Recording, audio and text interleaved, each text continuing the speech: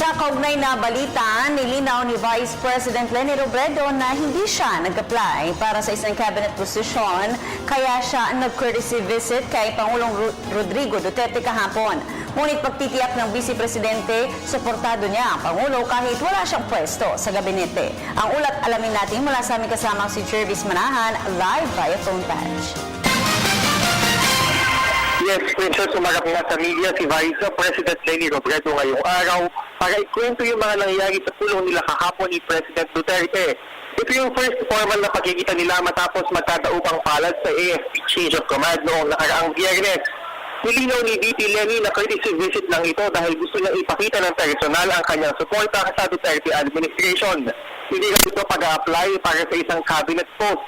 Assurance lang daw ito kay President Duterte na buo ang kanyang suporta even without a cabinet position. Very informal raw ang kanilang naging meeting dahil mas nagkikwentuhan ito ng kanilang similarities in governance. Pareho daw kasi sila nag-umpisa reluctant sa posisyon.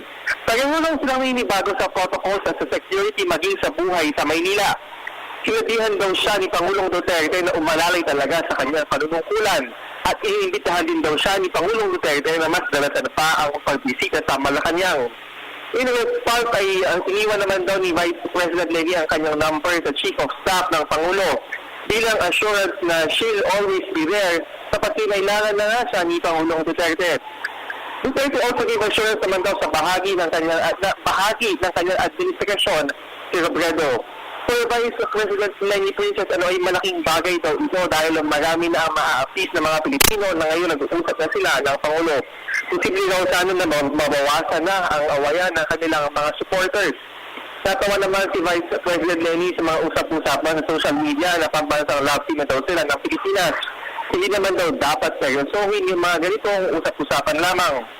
Sa ngayon, wala pa namang napapag-usapan kung kailan ulit sila magpupulong o makikita. At yan muna, latest muna dito sa Quezon City, Jervis Manahan para sa Telebisyon ng Bayan. Maraming salamat Sir Jervis.